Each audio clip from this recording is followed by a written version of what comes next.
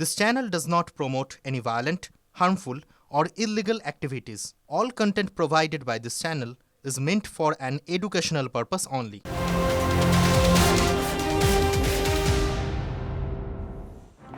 টিভি9 বাংলায় স্বাগত। Full and finally আপনাদের সঙ্গে রয়েছে আমি শর্মিষ্ঠা, আমার সঙ্গে রয়েছে সম্প্রীতি মনিরুল ইসলাম বিধায়ক, ফরাক্কার বিধায়ক, যার নেতৃত্বে বিডিওর অফিস একেবারে তাণ্ডব চলেছিল। তার বিরুদ্ধে জানো তো এখনো পর্যন্ত কোন রকম এফআইআর দায়ের হয়নি।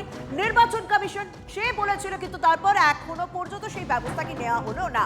পুলিশও কি তাহলে তৃণমূল বিধায়ক মনিরুলকে আড়ালের চেষ্টা করছে? এই প্রশ্নই তো উঠছে। কমিশনের নির্দেশ, তাও এফআইআর করেনি পুলিশ। বিজেপির অভিযোগ দায়ের হয়েছে, তাও এফআইআর হয়নি। শাসক বিধায়ক কি ভয় পাচ্ছে পুলিশও? আমার সঙ্গে রয়েছেন আমার সহকর্মী কৌশিক। পুলিশ তো রক্ষাকর্তা, পুলিশকে আমরা যাতে কোনো আইন ভাঙলে ভয় পাবো, কিন্তু পুলিশ কেন মনিরুল ইসলামকে ভয় পাচ্ছে? মনিরুল ইসলামকে ভয় পাচ্ছে না তৃণমূল বিধায়ককে ভয় পাচ্ছে? দেখো, যদি দেখা যায় যে পুলিশ যে ভয় পাচ্ছে, যেমনটা তুমি বললে যে পুলিশ ভয় পাচ্ছে তৃণমূল বিধায়ক বলে, যেমনটা বিরোধীরা অভিযোগ করেছে শাসক দলের ভাবেই তাকে কোনো রকম ভাবে কোনো জিজ্ঞাসাবাদ বা তার বিরুদ্ধে এফআইআর করছে না, যেমনটা একটা ভিডিও অভিযোগ করেছিল আননোন হিসেবে, সেখানে কিন্তু পুলিশ তদন্তে নেমে জিজ্ঞাসাবাদের পর তার নাম জুড়তে পারতো। ভিডিও ফুটেজে সারা রাজ্যের মানুষ যে ছবি দেখলো, সেই ছবি কি পুলিশ দেখেনি? এছাড়াও যে ভিডিও অফিসটাতে কিন্তু প্রচুর সিসি ক্যামেরা রয়েছে, কিন্তু সেই সব ফুটেজ কি পুলিশ দেখেনি? সে প্রশ্ন উঠছে। এবং তার পরবর্তীতে সেখানে যখন এফআইআর নাম জুড়লো না, পরবর্তীতে যে নির্বাচন কমিশন জেলা শাসককে নির্দেশ দিলেন, সেখানে অভিযোগ হলো না। যখন বিজেপি নেতাকর্মীরা যখন অভিযোগ দায়ের করলেন, তারপরে স্বাভাবিকভাবে বিষয়গুলো তো বিরোধীদের মধ্যে, বিরোধীদের হাতে রাজনীতির অস্ত্রই তুলে দিচ্ছে। কারণ যদি পুলিশও কোনো অভিযোগ দায়ের না করে, তাহলে তো সবাই বলবেন যে পুলিশ শাসক দলের বিধায়ককে ভয় পাচ্ছে, মনিরুল ইসলামকে আড়াল করার চেষ্টা করছে। সুকান্ত মজুমদার কি বলেছেন শুনুন। পুলিশ তো করবে না, এই পুলিশের ক্ষমতা আছে নাকি? মনিরুল ইসলামের বাড়ির চাকর ওরা, বললে বাটি বাসন মেজে দিয়ে আসবে মনিরুল ইসলামের বাড়িতে গিয়ে। আমি নির্বাচন কমিশনকে বলবো অত্যন্ত কঠোর হাতে এদেরকে দমন করার জন্য, এদের উপযুক্ত শাস্তি দেওয়ার জন্য, যাতে করে এরা নন বেলেবল সেকশনে জেলের ভেতরে 6 মাস কমসে কম পচে। যদি এই চোর বদমাশদেরকে ঠিক করতে হয়, সোজা আঙুলে ঘি উঠবে না। একটা ডিএমকে সাসপেন্ড করুন, দেখবেন সব বাপকে বাপ করে লাইনে চলে এসছে। আমি নির্বাচন কমিশনকে বলবো যে একটা ডিএমকে সাসপেন্ড করুন। সব থেকে বড় প্রশ্ন, শাসক দলের বিধায়ক মনিরুল ইসলাম, যাকে সিসি ক্যামেরায় পরিষ্কার দেখা যাচ্ছে তার নেতৃত্বে বিডিও অফিসে কিভাবে তাণ্ডব চলছে, ভাঙচুর চলছে, পুলিশও তাকে আড়াল করার চেষ্টা করছে। নির্বাচন কমিশন নির্দেশ দেওয়ার পর জেলা শাসক তিনি অভিযোগ দায়ের করলেন না। আগে বিডিও তিনি তো চিনতেই পারলেন না, আমরা যখন ছবি দেখালাম তিনি তো চিনতেই পারলেন না যে তিনি এলাকার শাসক দলের বিধায়ক মনিরুল ইসলাম। তিনিও অজ্ঞাত পরিচয় দুষ্কৃতীদের বিরুদ্ধে অভিযোগ দায়ের করলেন। তাহলে আদৌ কোনো ব্যবস্থা নেওয়া হবে? আর স্বাভাবিকভাবে বিরোধীদের হাতে অস্ত্র তুলে দেওয়া হলো। কেন্দ্রীয় প্রতিমন্ত্রী সুকান্ত মজুমদার তিনি তো বলছেন যে রাজ্যের শাসক দলের বিধায়ক মনিরুল ইসলামের বাড়িতে কাজ করে পুলিশ, বললে থালা বাসনও মেজে দিয়ে আসবে, এইভাবেই তারা নিশানা করছেন। আমার সঙ্গে রয়েছেন তৃণমূল কংগ্রেস নেতা জয়প্রকাশ মজুমদার। জয়প্রকাশ বাবু, সুকান্ত মজুমদার স্পষ্ট বলছেন যে পুলিশ মনিরুল ইসলামের বিরুদ্ধে কোনো ব্যবস্থা নেবে না, কারণ মনিরুল ইসলাম যদি পুলিশকে বলে তার বাড়িতে কাজ করে আসার জন্য, তারা বাসনও পর্যন্ত মেজে দেবে। শুনুন, ছোটবেলায় আমাদের একটা রচনা লিখতে দিত, ডিগনিটি অফ লেবার। বাড়ির কাজের লোককে এইভাবে হেয় করা, ব্যঙ্গোক্তি করা, এটা কিন্তু ঠিক শোভনীয় নয় এই সুকান্ত মজুমদারের। কিন্তু উল্টো দিকে মনিরুল ইসলাম বলুন কিংবা সাধারণ মানুষের প্রতিবাদটা কিন্তু হচ্ছে ইলেকশন কমিশনের বিরুদ্ধে, পুলিশের সঙ্গে নয়। ইলেকশন কমিশন এবং বিজেপি যৌথভাবে সাধারণ মানুষের উপর যে আতঙ্ক এবং অত্যাচার করছে তার বিরুদ্ধে প্রতিবাদ। জয়প্রকাশ বাবু, আমার একটা ছোট্ট প্রশ্ন রয়েছে, সেটা হচ্ছে আমরা ভিডিওতে সবাই দেখতে পাচ্ছেন যে সেখানে মনিরুল ইসলাম বিধায়ক তিনি রয়েছেন, তিনি সামনে রয়েছেন। হ্যাঁ, জনরোষের কথা বলছেন, জনরোষ হতেই পারে, কিন্তু তিনি এই ভিডিওতে রয়েছেন, সেই বিধায়ক তো আটকাতে পারতেন। যদি না তিনি আটকান, তাহলে নির্বাচন কমিশন বলছে ব্যবস্থা নিতে, পুলিশও তাও কেন এফআইআর করছে না? ন্যূনতম কোনো পদক্ষেপ তো পুলিশ নিতে পারে। আদৌ কি পুলিশ নেবে ব্যবস্থা এই মনিরুল ইসলামের বিরুদ্ধে? না, নির্বাচন কমিশন কোন অধিকারে বলছেন এফআইআর করতে? যে নির্বাচন কমিশন সুপ্রিম কোর্টের অর্ডার মানছেন না, তারা লিখিত কোনো বক্তব্য বা লিখিত নির্দেশনামা দিচ্ছেন না, সুপ্রিম কোর্ট বলেছিল টাঙিয়ে দিতে সমস্ত লজিক্যাল ডিসক্রিপেন্সির নাম, এখনো পর্যন্ত টাঙায়নি। সেই ইলেকশন কমিশন একদম আবার সেই প্রশ্ন তো আমরা খুঁজছি, কিন্তু এটা লজিক্যাল ডিসক্রিপেন্সির নির্দেশের আগের ছবি আমরা দেখালাম। অনেক ধন্যবাদ আপনার প্রতিক্রিয়ার জন্য। আমাদের সঙ্গে রয়েছেন বাম নেতা শতরূপ ঘোষ। শতরূপ, কমিশনের নির্দেশ 3 দিন পার হয়ে গেল, জেলা শাসক কোনো এফআইআর দায়ের করেনি, বিডিও অজ্ঞাত পরিচয় দুষ্কৃতীদের বিরুদ্ধে এফআইআর দায়ের করেছে, অভিযোগ দায়ের করেছে, আর পুলিশ তো কোনো ব্যবস্থা নেয়নি, পুলিশের পক্ষ থেকেও কোনো এফআইআর দায়ের হয়নি। আপনারা কিভাবে দেখবেন বিষয়টাকে? যে কোনো কারণেই হোক পশ্চিমবাংলা একটা মগের মুলুক হয়ে গেছে। মানে পশ্চিমবাংলায় বাকি ভারতের বিভিন্ন রাজ্যে যে আইনগুলো চলে, পশ্চিমবাংলার ক্ষেত্রে সেই আইনগুলো চলে না। যেরকম একদিকে সুপ্রিম কোর্ট বলার পরেও এখানে ইলেকশন কমিশন সুপ্রিম কোর্টের নির্দেশ পালন করে রসিদ দেওয়া, ডকুমেন্টের রসিদ দেওয়া বা লজিক্যাল ডিসক্রিপেন্সি লিস্ট টাঙানো, এই কাজগুলো করার প্রয়োজন মনে করে না পশ্চিমবাংলার ক্ষেত্রে। তেমনই আবার ইলেকশন কমিশন বলে দেওয়ার পর পুলিশের এখানে এত বড় আস্পর্ধা যে তারা মনিরুলের বিরুদ্ধে এফআইআর করলো না। যে এফআইআর পুলিশের এমনিই করা উচিত ছিল, নিজে থেকেই করা উচিত ছিল, ব্যবস্থা নিজে থেকেই নেওয়া উচিত ছিল, সেটা সুপ্রিম কোর্ট বলার পরে ইলেকশন কমিশন নির্দেশ দেওয়ার পরেও করলো না। কিন্তু যে কোনো কারণেই হোক ইলেকশন কমিশনের হাতে কিন্তু অগাধ ক্ষমতা আছে, তারা কিন্তু চাইলে এই পুলিশের আবার ব্যবস্থা করতে পারে, কিন্তু একদম। করবে না। সেক্ষেত্রে নির্বাচন কমিশন কি ব্যবস্থা নেয়, আমাদের সেদিকে নজর থাকছে। কংগ্রেস নেতা অধীর চৌধুরী আমাদের সঙ্গে রয়েছেন। কোন অজ্ঞাত কারণে পার পেয়ে যাচ্ছে এই শাসক দলের বিধায়ক মনিরুল ইসলাম? প্রত্যেকে ভিডিওতে দেখছে তিনি রয়েছে, কিন্তু কেউই কোনো ব্যবস্থা নিচ্ছে না, এমনকি পুলিশও নিচ্ছে না। কি বলবেন আপনি? আমি আগেই বলেছি, ওখানকার ডিএম পুলিশের বাবারও ক্ষমতা নাই যে তৃণমূলের বিধায়ককে কেউ গ্রেপ্তার করে বা এফআইআর করে, যতক্ষণ না পুলিশ মন্ত্রী মমতা ব্যানার্জি বলছেন। আর মমতা ব্যানার্জি এই জন্য বলবেন না, উনি চান এসআর প্রক্রিয়া নিয়ে গন্ডগোল ঝঞ্ঝাট এরকম চলতে থাক, এই বাংলায় এসআর নিয়ে ডামাডোল বাড়ুক। এটা বিজেপি যেমন এক তরফ থেকে তাদের তরফ থেকে বড় বড় কথা বলছে, নির্বাচন কমিশনের যেমন প্রত্যেকটা পদক্ষেপে একের পর এক মানুষের জন্য ঝঞ্ঝাট বেড়েছে, দুর্দশা বেড়েছে, যে বিষয়গুলোকে নির্বাচন কমিশনের কাছে পুলবান নেই। রাহুল গান্ধীর তরফ থেকে কংগ্রেস উঠিয়েছিল যে এত দ্রুত এসআর না করা উচিত। আজকে রাহুল গান্ধী সে বক্তব্য অমর্ত্য সেনকেও সমর্থন করতে হচ্ছে। এই তাড়াহুড়ো করতে গিয়ে যেমন জটিলতা বেড়েছে, সেই সুযোগ নিয়ে পশ্চিমবঙ্গের তৃণমূলের ব্যাপারটাতে আরো ঘেঁটে দিয়ে দেখাতে চাইছে যে পশ্চিমবঙ্গের মানুষের যদি ভোটাধিকার নিশ্চিত করা যায় সেটা মাত্র তৃণমূলই করবে। আর তৃণমূলের মস্তানরা ধমকি চমকিয়ে মানুষের ভোটার অধিকার নিশ্চিত করছে। তাই কোন ডিএম এর এসপির বাবারও ক্ষমতা নাই তৃণমূলের বিধায়কের বিরুদ্ধে এফআইআর করে, কারণ পুলিশ মন্ত্রী বলছে না। পুলিশ মন্ত্রী না বললে এ বাংলায় কিছু হবে না। যত অপরাধী করুক না কেন তৃণমূলের লোকেরা, পুলিশ মন্ত্রীর সাহায্য যদি না থাকে তাহলে সেই অপরাধ যেমন হয় না, তেমনি পুলিশ মন্ত্রীর সাহায্য না থাকলে তাকে গ্রেপ্তারও করা যায় না। এটাই বাংলার নিয়ম, দিদির আমল। বেশ, অনেক ধন্যবাদ। আমার কংগ্রেস নেতা অধীর চৌধুরীর সঙ্গে কথা বললাম না, এই ধরনের ঘটনাগুলো স্বাভাবিকভাবে রাজ্যের বিরোধীদের হাতে অস্ত্র তুলে দিচ্ছে। কিন্তু একটা প্রশ্ন, নির্বাচন কমিশন তাহলে এই মুহূর্তে কি পদক্ষেপ নেবে, কার বিরুদ্ধে পদক্ষেপ নেবে? কারণ নির্বাচন কমিশন স্পষ্ট নির্দেশ দিয়ে দিয়েছিল 3 দিন আগে জেলা শাসককে যে এই মনিরুল ইসলাম অর্থাৎ অভিযুক্ত বিধায়ক, যাকে আমরা সিসি ক্যামেরা ফুটেজে দেখতে পাচ্ছি, তার বিরুদ্ধে এফআইআর দায়ের করতে হবে।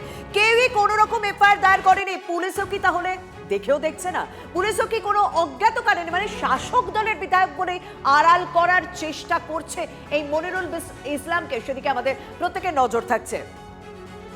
সত্যজিৎ বন্দ্যোপাধ্যায়, প্রাক্তন ডেপুটি কমিশনার আমাদের সঙ্গে রয়েছেন। আপনার কাছে আমি স্পষ্ট প্রশ্ন, প্রত্যেকে আমরা দেখতে পাচ্ছি সিসি ক্যামেরায় মনিরুল ইসলাম শাসক দলের বিধায়ক, তার নেতৃত্বে তাণ্ডব চলছে বিডিওর অফিসে। একজন প্রাক্তন পুলিশ কর্তা হিসেবে আপনার কি মনে হয়, যদি এটা আপনার জায়গা হতো, আপনি যদি চোখের সামনে দেখতেন, তাহলে আপনার কি পদক্ষেপ নেওয়া উচিত ছিল? পুলিশের কার্যত কি পদক্ষেপ নেওয়া উচিত? দেখুন, article 14 of the Indian constitution যে বলা হয়েছে না যে রুল অফ ল জারি থাকতে হবে, আইনের শাসন থাকতে হবে। যারা সরকারি officer, BDO, SDO, ADM, additional district magistrate, এরা সরকারি কাজ করছে, এসআইআর এর কাজগুলো করছে। এখানে যদি তাদের এগেনস্টে কোনো কমপ্লেন থাকে তো তারা ইলেকশন কমিশনের কাছে কমপ্লেন করবে। কিন্তু তার মানে এ নয় যে বিডিওকে মারধর করবে, বিডিওর অফিসের ভাঙচুর করবে এবং র্যানস্যাক করে দেবে জিনিসপত্র। শুনুন, এই যে জাতীয় সম্পত্তি যে ধ্বংস করে দিচ্ছে, এটা আমাদের ট্যাক্সের, আপনার ট্যাক্সে তোলা হয়েছে।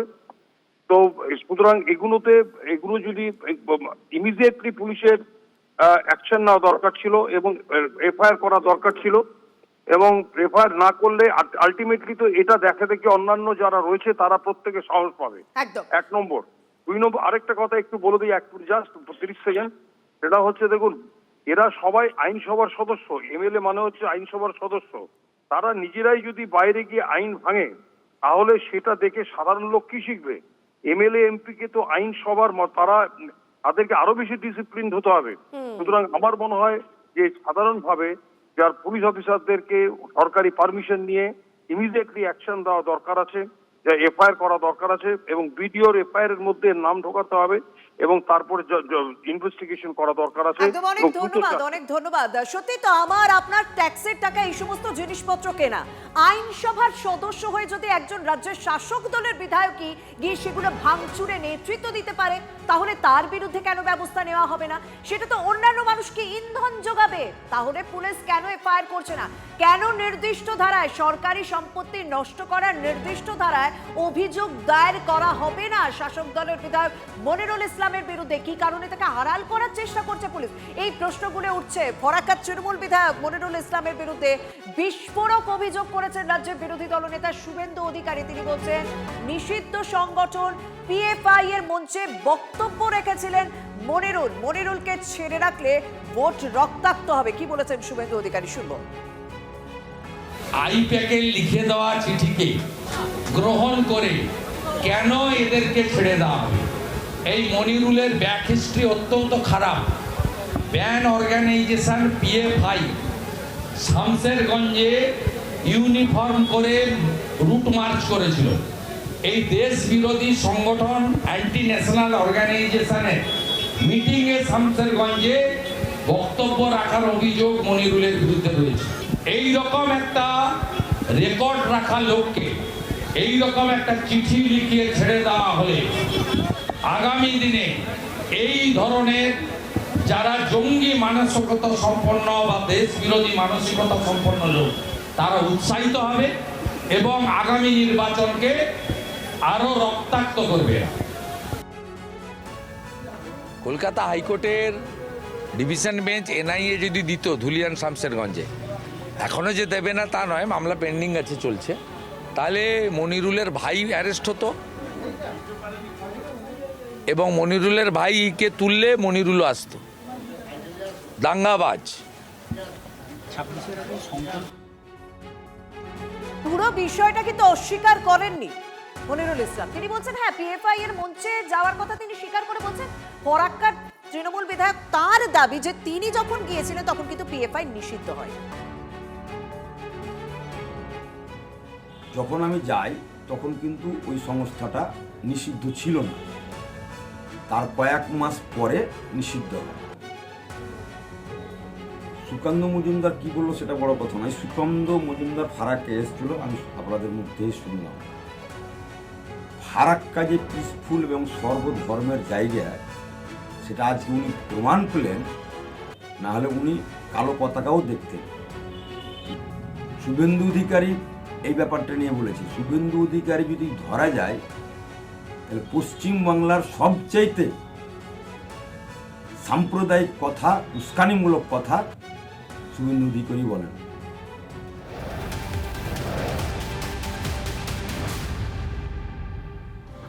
সুপ্রিম কোর্টের নির্দেশে রাজ্যে ফের আক্রান্ত কমিশনের আধিকারিক। ফারাক্কার পর দক্ষিণ দিনাজপুরে কুমারগঞ্জ ফের টার্গেট মাইক্রো অবজারভার।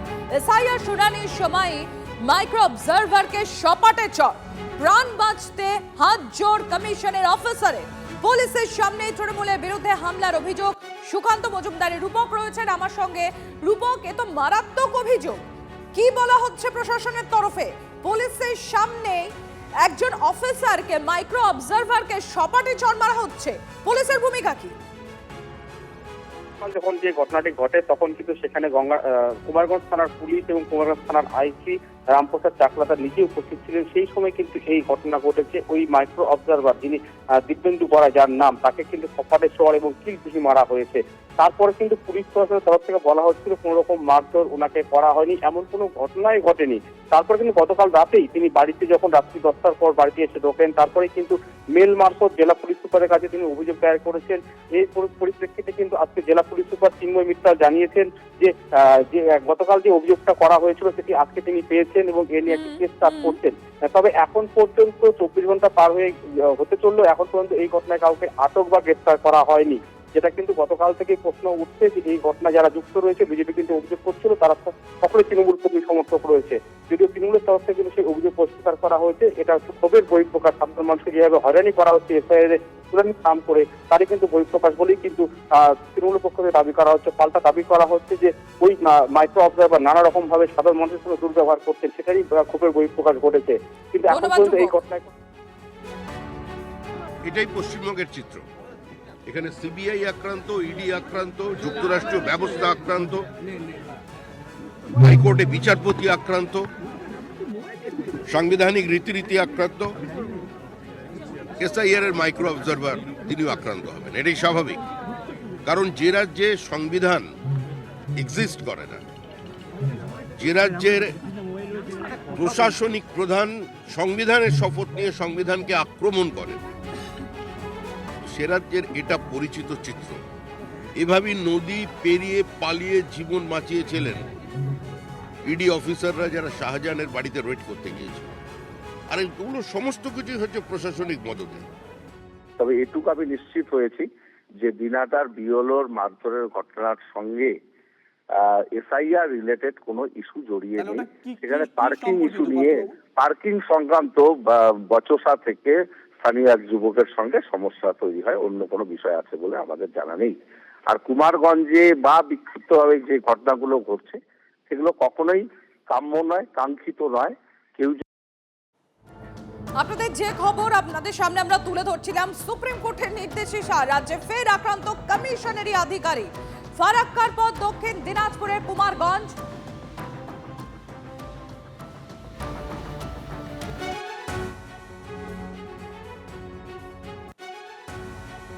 আপনাদের আপডেট তুলে ধরবো আপনাদের সামনে। আক্রান্ত মাইক্রো অবজারভার এসপি কে মেল করে অভিযোগ দায়ের। আপনাদের জানিয়ে রাখি, আপনাদের সামনে একটু আগেই যে খবর আমরা তুলে ধরছিলাম, মাইক্রো অবজারভারকে সপাটে চড় এবং তারপর সেই ঘটনার অভিযোগ দায়ের এসপির কাছে, এসপি কে মেল করে অভিযোগ দায়ের।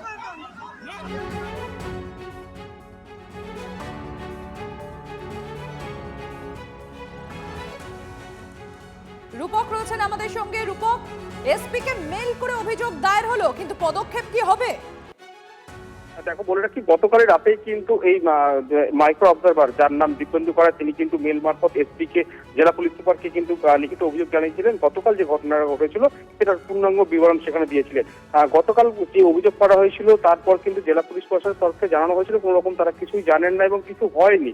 কিন্তু আজ দুপুরবেলা কিন্তু জেলা পুলিশ সুপার চিন্ময় মিত্তাল ফোনে সিভিল লাইন মালাকে জানিয়েছেন যে এই ঘটনা একটা অভিযোগ তারা পেয়েছেন, মেলে পেয়েছেন এবং সেটার একটি এফআইআর করা হচ্ছে। তবে এখন পর্যন্ত এই ঘটনায় কাউকে আটক বা গ্রেফতার করা হয়নি। এখানে প্রশ্ন উঠছে, প্রায় 24 ঘন্টা হতে চললো, যারা মারধর করছে তাদের ছবি তো পরিষ্কারভাবে দেখা যাচ্ছে, যারা মারছে সে তাদেরকে চিহ্নিত করতে পারলো না কেন পুলিশ প্রশাসন, সেটাই কিন্তু প্রশ্ন তুলছে স্থানীয় বিজেপি নেতৃত্ব থেকে সাধারণ মানুষ, যে কবে তারা তাহলে গ্রেফতার করা হবে বা এদের বিরুদ্ধে আইনত ব্যবস্থা নেওয়া হবে। ধন্যবাদ।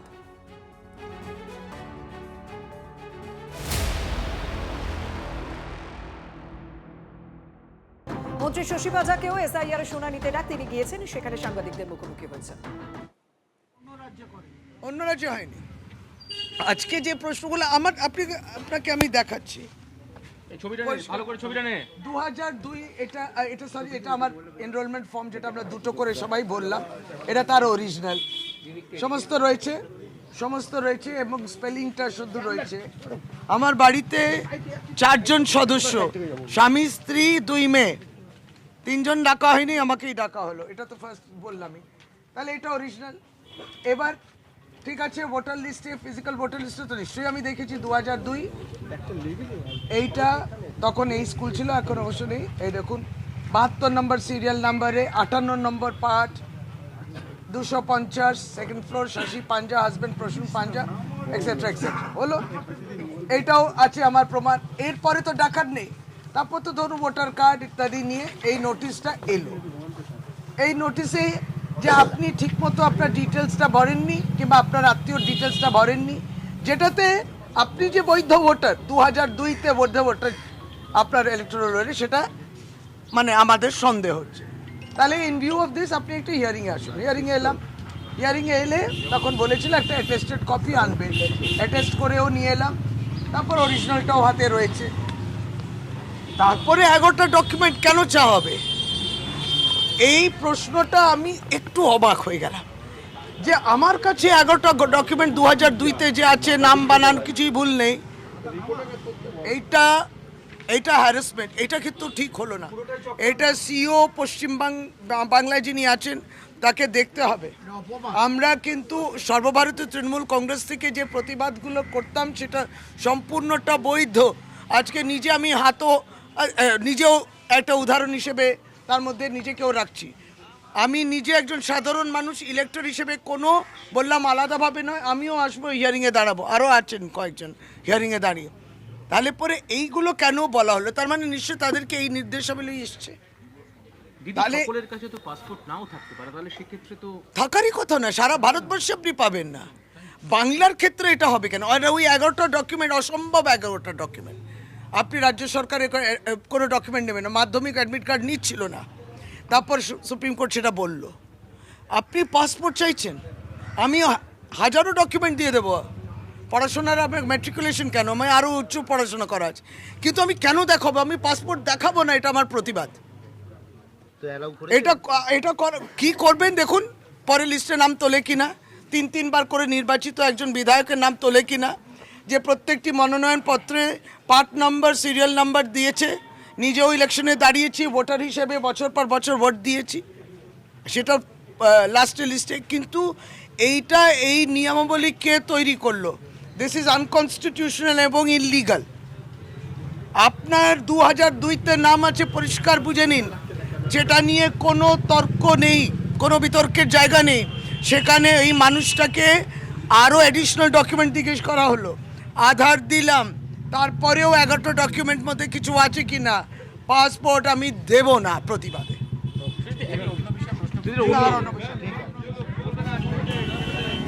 তাকেও শুনানিতে ডাকা হয়েছিল এবং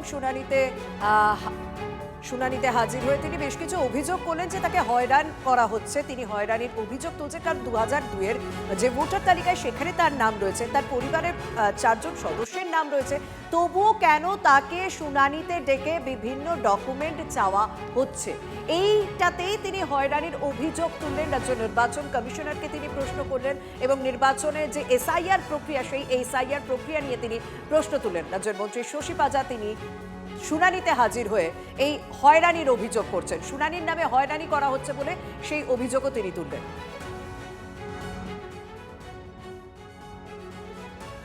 2002-এর ভোটার তালিকায় তার নাম রয়েছে, তা দেখালেন সাংবাদিকদের সামনে।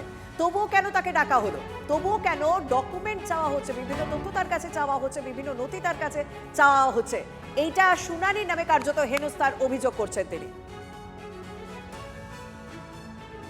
আরেকজন বাড়ির মেম্বারকেই সামনে রাখছি, আমার হাজবেন্ড 2002-তে আছে, ওনাকে কেন ডাকা হলো না?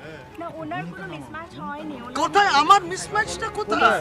মিসম্যাচ না, সামহাউ এটা স্পোরেডিক এররের জন্য। না, আপনার এররের জন্য আমি যাব না, আপনি হেনস্থা করতে পারেন না। আপনার বিএলও অ্যাপেতে নেই কেন? আপনি বিএলও, আপনার এগেইনস্ট আমার কিছু নেই, আপনার অ্যাপে নেই বলে আমাকে পাসপোর্ট কেন দিতে হবে? অদ্ভুত ব্যাপার না। কেন আপনি অ্যাপটা দেখান আমায়, কেন অ্যাপে উঠছে না এই তথ্যটা? আমার সেটাই তো অবাক হয়ে যাচ্ছি। ওটা ওই একটা কোনো অ্যাপের কোনো একটা তো তথ্যটা তুলে নিন, আজকে দিলাম, আপনি তথ্য তুলে নিন।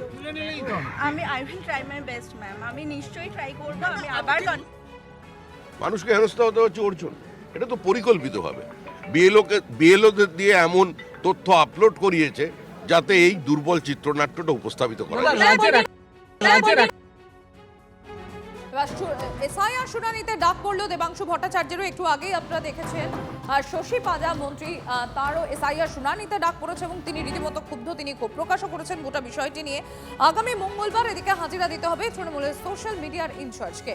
সব মিলিয়ে শুনানিতে ডাকা হয়েছে দেবাংশুর পরিবারের 4 সদস্যকেই, বেছে বেছে তৃণমূল সমর্থকদেরই ডাকা হচ্ছে শুনানিতে। এই জন্য এআইএন ব্যবহার করছে বিজেপি, দাবি তৃণমূল নেতা দেবাংশু ভট্টাচার্য। দেখুন, আগামী 27শে জানুয়ারি উপস্থিত হওয়ার জন্য বলা হয়েছে এবং আমি একা নই, আমি, আমার দিদি এবং আমার যে কাকু কাকিমারা রয়েছেন তাদের ছেলেপিলেরাও ডাক পেয়েছেন। মোটামুটি এখনো পর্যন্ত 4 জন ডাক পেয়েছি। তাহলে নামের বানান সঠিক আছে, ডেট অফ বার্থ ঠিক আছে, তাহলে কী কারণে ডেকে পাঠালো সেটা সম্পর্কে আমি এখনও নিশ্চিত নই। যেটা প্রথম দিক থেকে বলছি, আমি আবারও বলছি, ভারতীয় জনতা পার্টি আর্টিফিশিয়াল ইন্টেলিজেন্সের মাধ্যমে সোশ্যাল মিডিয়া অ্যাকাউন্ট ট্র্যাক করিয়ে, সোশ্যাল মিডিয়া অ্যাকাউন্টের বিহেভিয়ার ট্র্যাক করিয়ে খোঁজার চেষ্টা করছে কারা তৃণমূল সমর্থক। যারা তৃণমূল সমর্থক খুঁজে পাওয়া যাচ্ছে তাদের তো বটেই, তাদের ফ্যামিলির লোকেদের কাছে নোটিশ পাঠানো হচ্ছে। এটার উদ্দেশ্য একটাই, যদি 10টা লোকের কাছে নোটিশ যায় তার মধ্যে যেন 8টা তৃণমূল সমর্থকের কাছে নোটিশ যায়, বাকি দুটো র্যান্ডামলি বিজেপি সিপিএম হোক। তাতে ভোট যদি বাদ যায় তাতেও যেন অধিকাংশ তৃণমূল সমর্থকই বাদ যায়। এই যে প্ল্যানিংটা চলছে, এটা একটা বিরাট বড় বৃহত্তর ট্র্যাপ, যেটার ইঙ্গিত মমতা বন্দ্যোপাধ্যায় প্রথম থেকে দিয়েছেন, যেটা আমরাও প্রথম থেকে বলে আসছি, এবং সেই ট্র্যাপে গোটা পশ্চিমবঙ্গের মানুষ ফেসে গেছে। বাংলায় মানে এ রাজ্যে এসআইআর এর পদ্ধতিতে ক্ষোভ অমর্ত্য সেনের। যেভাবে পশ্চিমবঙ্গে এসআইআর এর কাজ চলছে তা নিয়ে ক্ষোভ প্রকাশ করেছেন নোবেলজয়ী অর্থনীতিবিদ অমর্ত্য সেন। তার আশঙ্কা, এই প্রক্রিয়া তাড়াহুড়ো করে করার ফলে বিধানসভা ভোটের আগে গণতান্ত্রিক প্রক্রিয়া ক্ষতিগ্রস্ত হতে পারে। সংবাদ সংস্থাকে দেওয়া সাক্ষাৎকারে অমর্ত্য সেন তিনি কি বলেছেন, যে ভোটার তালিকা সংশোধনের মতো গুরুত্বপূর্ণ গণতান্ত্রিক প্রক্রিয়া অত্যন্ত সতর্কতা আর পর্যাপ্ত সময় নিয়ে হওয়া উচিত, কিন্তু বাংলার ক্ষেত্রে সেই শর্ত পূরণ হচ্ছে না। তার মতে এসআইআর খুবই তাড়াহুড়ো করে করা হচ্ছে এই বঙ্গে, ফলে ভোটাধিকার রয়েছে এমন ব্যক্তিরা তাদের ভোটাধিকার প্রমাণের জন্য প্রয়োজনীয় নথি জমা দিতে পর্যাপ্ত সময় পাচ্ছেন না। অমর্ত্য সেনের আরো মন্তব্য, এটা যেমন ভোটারদের প্রতি অন্যায়, তেমনি ভারতের গণতান্ত্রিক যে প্রক্রিয়া সেই প্রক্রিয়ার পক্ষেও অবমাননাকর। এসআইআর এর সমালোচনা করায় নোবেলজয়ী অর্থনীতিবিদ অমর্ত্য সেনকে বেলাগাম আক্রমণ শুভেন্দু অধিকারী কি বলেছেন বিরোধী দলনেতা, একবার শোনাই আপনাদের। উনি সব সময় এসব কথাবার্তা বলেন, ওনার কথার বেশি উত্তর দেওয়ার কোনো কন্ট্রিবিউশন নেই। পশ্চিমবাংলায় একটা শিক্ষিত যুবককে উনি কর্মসংস্থান করে দিয়েছেন, কোনো গরিব মানুষের পাশে দাঁড়িয়েছেন, এরকম কোনো উদাহরণ নেই। যাদের কন্ট্রিবিউশন নেই বাংলাকে এগিয়ে নিয়ে যাওয়ার ক্ষেত্রে বাংলার মানুষের প্রতি, তাদের এসব কথার উত্তর দেওয়া হবে না।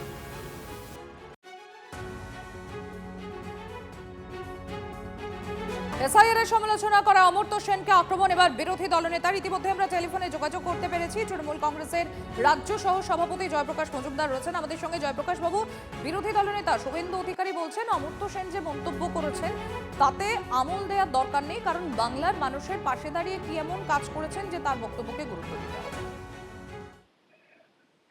দেখুন, অমর্ত্য সেন বাঙালি, বাংলায় মানে কলকাতা এবং শান্তিনিকেতনের লোক, পড়াশোনা করেছেন প্রেসিডেন্সিতে, বাংলার প্রোডাক্ট, এবং নোবেল প্রাইজ পেয়েছেন। এটাই কি যথেষ্ট নয়? আর ভারতবাসী হিসেবেও তো তিনি একটা গর্বের জায়গা ধরে রেখেছেন। একজন শিক্ষক, তিনি বাংলার জন্য কি করেছেন, তার কত ছাত্র আছে জানেন?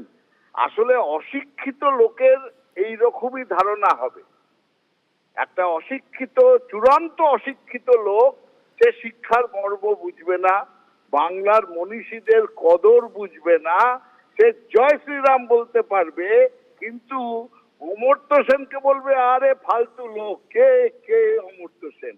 এই হচ্ছে শুভেন্দু অধিকারী, এবং এই শুভেন্দু অধিকারী এই মন্তব্য করে প্রমাণ করে দিয়েছেন নিজের অন্তঃসার শূন্য যে একটা বিষয় আছে, অশিক্ষিত মনের যে অধিকারী, সেটা আবার প্রমাণ করে দিয়েছেন। এইসব কথার কোনো মন্তব্য হয় না, মানে ওনার মন্তব্য। ধন্যবাদ জয়প্রকাশ বাবু। আর শর্মিষ্ঠা, এবার আমরা একটা খবরের দিকে নজর রাখি। আজকে ভোটার দিবস, আর আজকের এই দিবসে দেশবাসীকে ভোটার দিবসের শুভেচ্ছা প্রধানমন্ত্রী নরেন্দ্র মোদী। গণতন্ত্রকে শক্তিশালী করার কাজ করছে নির্বাচন কমিশন। গণতন্ত্রে ভোটাধিকার গুরুত্বপূর্ণ দায়িত্ব।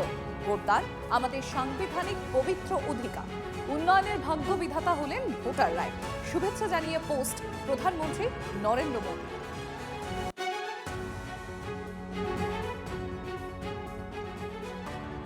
উত্তরপ্রদেশেও তো এত বাদ, 3 কোটি বাদ, তাহলে এরা কারা? তাহলে উত্তরপ্রদেশেও বাংলাদেশি রোহিঙ্গার অনুপ্রবেশকারী আছে কি? আর বাংলাতে তো আপনারা দিয়েই যাচ্ছেন এই তকমাটা। কিন্তু 58 লক্ষ যে বাদ গেলে অ্যাবসেন্ট শিফটেড ডেড ডুপ্লিকেট বলে, তার মধ্যে তো আমরা খুঁজছি কোথায় ওর মধ্যে কেউ বাংলাদেশি মৃত আছে। তাহলে আপনি স্পিরিটেই তো বিশ্বাস করছেন, আপনাকে তো স্পিরিটটা বিশ্বাস করতে, মানে একবারই তার ভিতরে দ্য সোল। আপনি যখন ন্যাশনাল ভোটার্স ডে বলছেন, সেখানে ভোটারে অন্তর্ভুক্ত হওয়াটা আমার তার সেই তাগিদে আমার কাজ করা উচিত না বাদ দেওয়ার তাগিদে? এখন যা দেখছি SIR মাধ্যমে, এটা তো বাদ দেওয়া।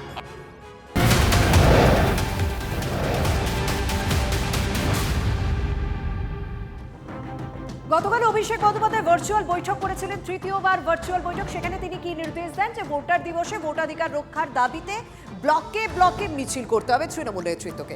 SIR এর মাধ্যমে সমস্ত বৈধ ভোটারদের নাম তালিকায় তুলতে হবে, কোনো রকমের চক্রান্ত বরদাস্ত করা হবে না জাতীয় ভোটার দিবসে। এই কারণে মিছিল বের করেছিলেন ক্যানিং পূর্বের বিধায়ক শওকত মোল্লা। জীবনতলায় তিনি একটি মিছিল করেন। ভার্চুয়াল বৈঠকের নির্দেশের পরই একেবারে ময়দানে নেমে পড়েন শওকত মোল্লা, ক্যানিং পূর্বের বিধায়ক। তিনি জীবনতলায় আজকে একটি মিছিল বের করেন।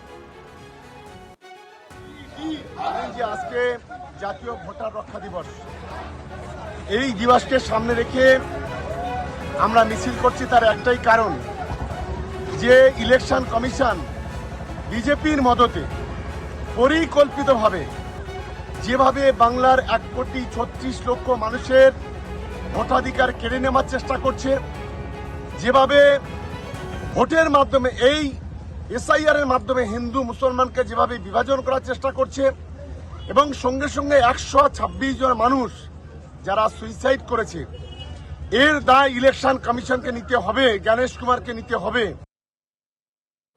জাতীয় ভোটার দিবসে গোলাপ হাতে রাস্তায় তৃণমূল কংগ্রেসের সাংসদ। সাধারণ মানুষের সঙ্গে বিজেপি নেতাদের হাতেও গোলাপ তুলে দেন মিতালি বাগ।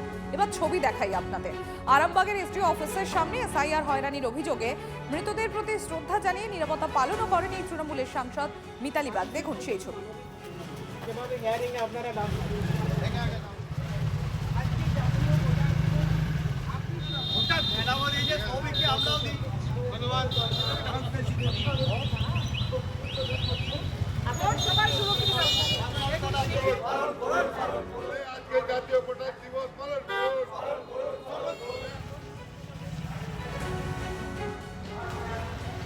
তন্ময় বৈরাগী রয়েছেন আমাদের সঙ্গে। তন্ময়, এতদিনে SIR চলাকালীন সেখানে বিভিন্নভাবে নেতা নেত্রীদের আমরা প্রতিবাদ বিক্ষোভ দেখেছি, কিন্তু এটা এবার অভিনব প্রতিবাদ, হাতে গোলাপ নিয়ে রাস্তায় তৃণমূল সাংসদ এই জাতীয় ভোটার দিবসে।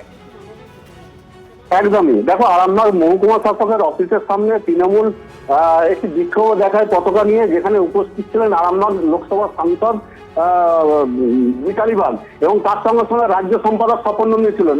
এখানেই একটা অভিনব উদ্যোগ দেখা যায়, যেখানে নির্বাচন কমিশন যাদের দিয়ে কাজ করাচ্ছে সরকারি কর্মীরা, তাদের হাতে গোলাপ ফুল দেন, তার সঙ্গে সঙ্গে পথচলতি ভোটারদের হাতে গোলাপ ফুল দেওয়া হয়। এবং দেখা যায় বিজেপি এক নেতা আরামবাগ পৌরমণ্ডলের যখন ওই SDO অফিসের সামনে দিয়ে পেরেছিলেন, তার হাতেও সাংসদ মিতালি বাগ গোলাপ তুলে দেন। আর এই অভিনব উদ্যোগ দেখেই কিন্তু হকচকিয়ে গেছে এলাকার মানুষজন। ধন্যবাদ।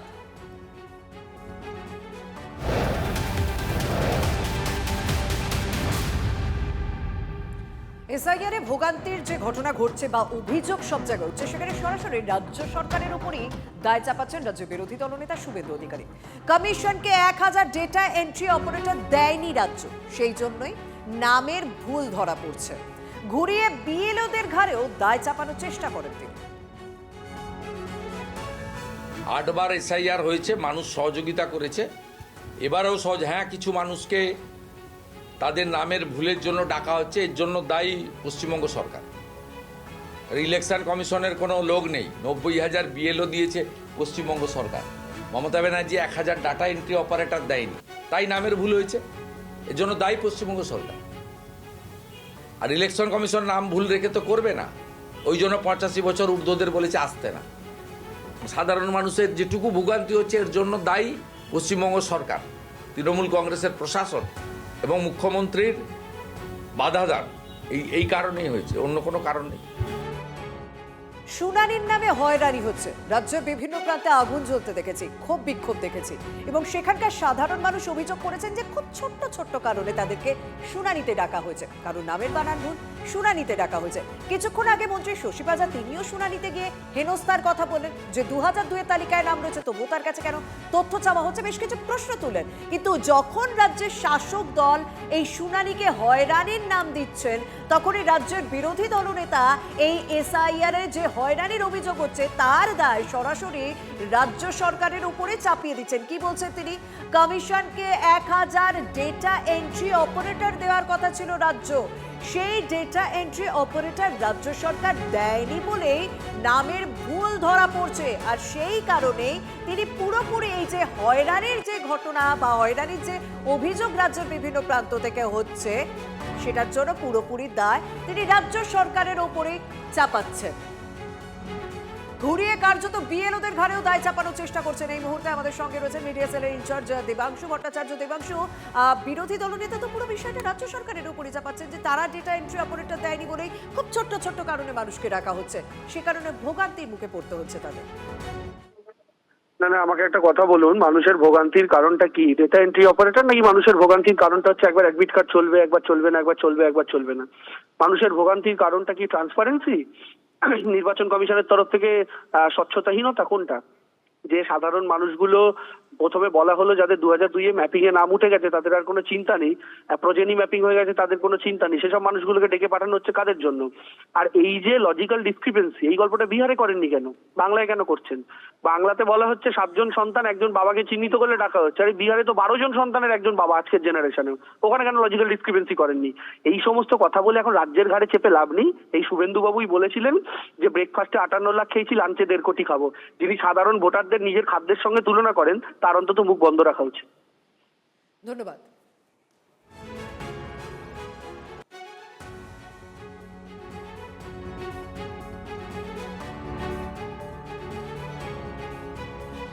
নিজেদের দেয়া সময়সীমা পেরোনোর পর অবশেষে তথ্যগত অসঙ্গতির তালিকা প্রকাশ করল নির্বাচন কমিশন।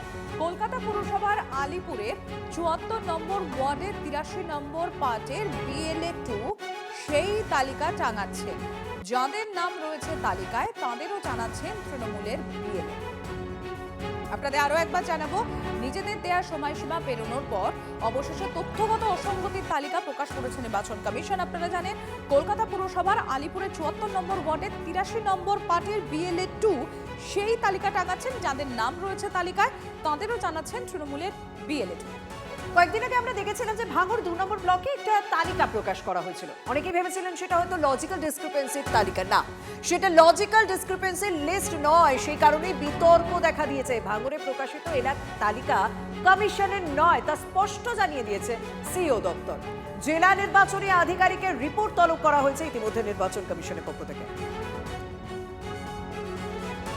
এসআইআর এই যে তথ্য টাঙানোর জন্য এত জোর দেওয়া হচ্ছিল, তার পিছনে একটা চক্রান্ত ছিল, মানুষকে বিভ্রান্ত করা।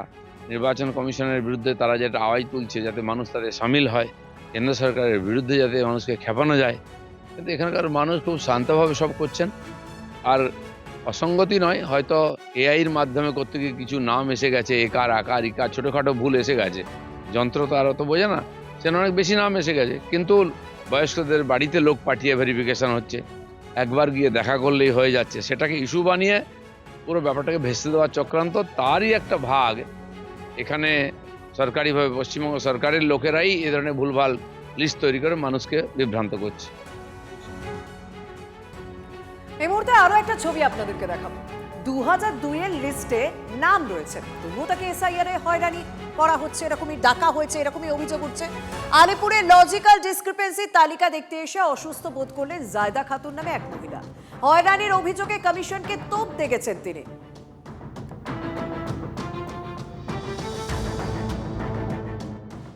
নির্বাচন কমিশনের তরফ থেকে ইতিমধ্যেই লজিক্যাল ডিসক্রিপেন্সির যে তালিকা, সেই তালিকা পৌঁছে দেওয়া হয়েছে এবং বিভিন্ন জায়গাতে কিন্তু সেই তালিকা ইতিমধ্যেই টাঙিয়ে দেওয়ার কাজও শুরু হয়েছে।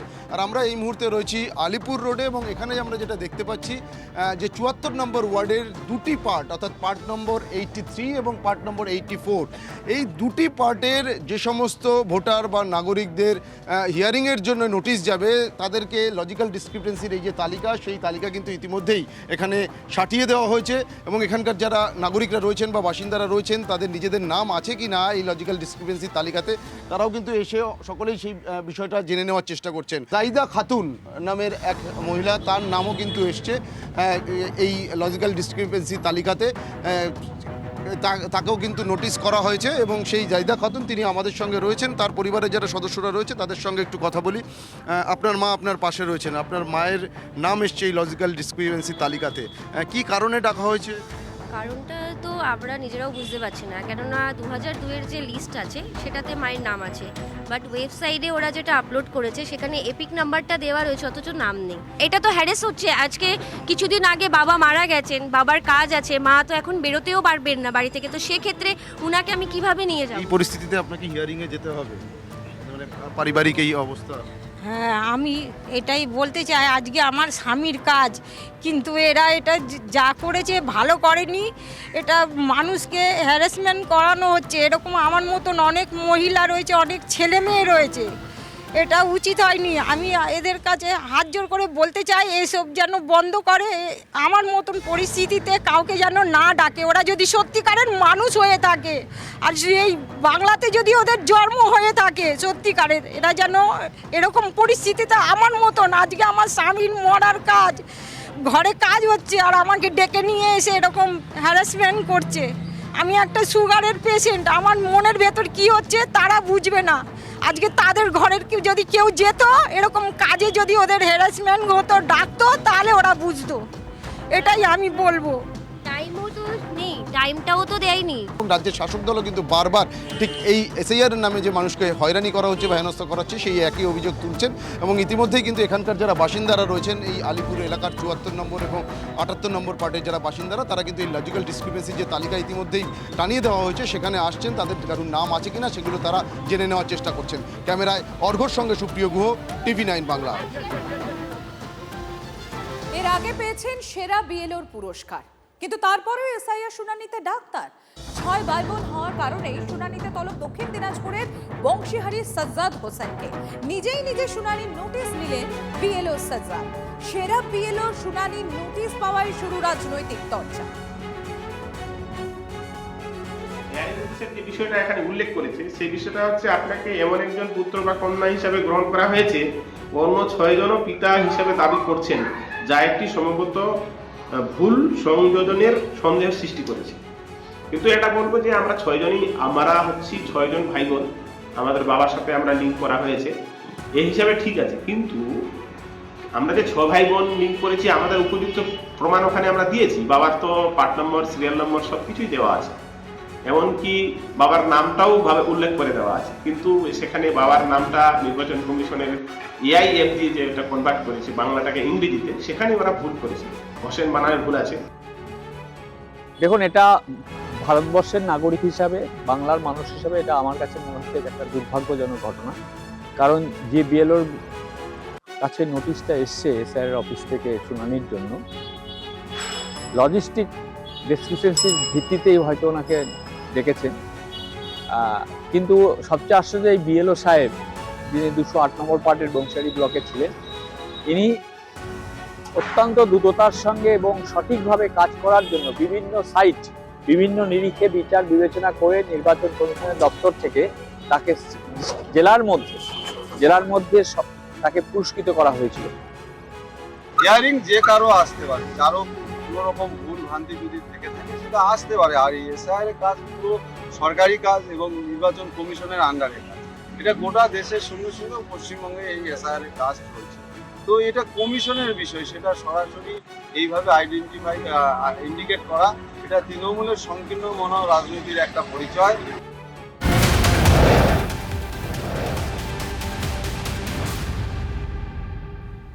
নজরে 26 পাখির চোখ বাংলা। নির্বাচনে ইস্তাহার তৈরির লক্ষ্যে 11 জনের কমিটি গড়েছে বঙ্গ বিজেপি। কমিটির চেয়ারম্যান তৃণমূল থেকে বিজেপিতে যাওয়া উত্তর কলকাতায় বর্ষিয়া নেতা তাপস রায়। এই সংকল্পপত্র কমিটিতে রয়েছেন বিজেপির একাধিক শীর্ষ নেতৃত্ব। Convener Ashok Lahiri, co convener Agnimitra Paul, রয়েছেন মনোজ টিকা, দেবজিৎ সরকার, বৈশালী ডালমিয়া, অনির্বাণ গঙ্গোপাধ্যায়, স্বপন দাশগুপ্ত, শিশির বাজরিয়া, চিত্তরঞ্জন মণ্ডল।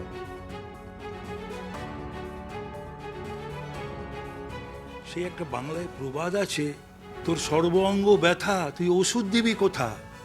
এই 15 বছরের মমতা ব্যানার্জির রাজে বাংলায় হয়েছেটা কি?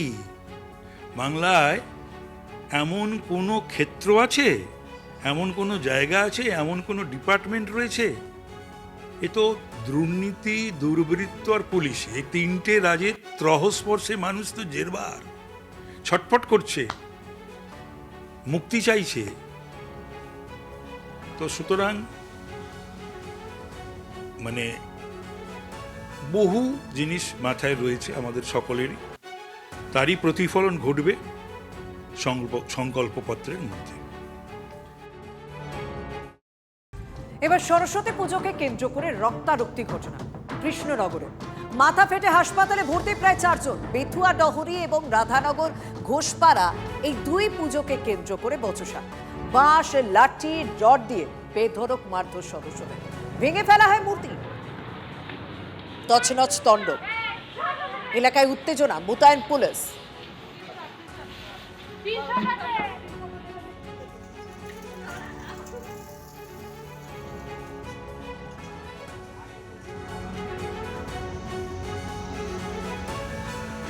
এলাকায় প্রচুর পুলিশ মোতায়েন রয়েছে। দুটি পুজো, সেই পুজোকে কেন্দ্র করেই পরিস্থিতি উত্তপ্ত। বেথুয়া ডহরি ও রাধানগর ঘোষপাড়া এই দুই পুজোকে কেন্দ্র করে বচসা। বাঁশ, লাঠি, রড দিয়ে বেধড়ক মারধর সদস্যদের।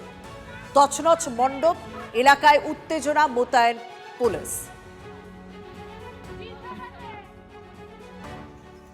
আমাদের সঙ্গে রয়েছেন সহকর্মী মহাদেব। মহাদেব, আমি পুজো প্যান্ডেলের ছবি এবং এলাকার ছবি দেখছি, মানে কি এমন হলো যে এইভাবে রক্তারক্তি ঘটনা ঘটলো?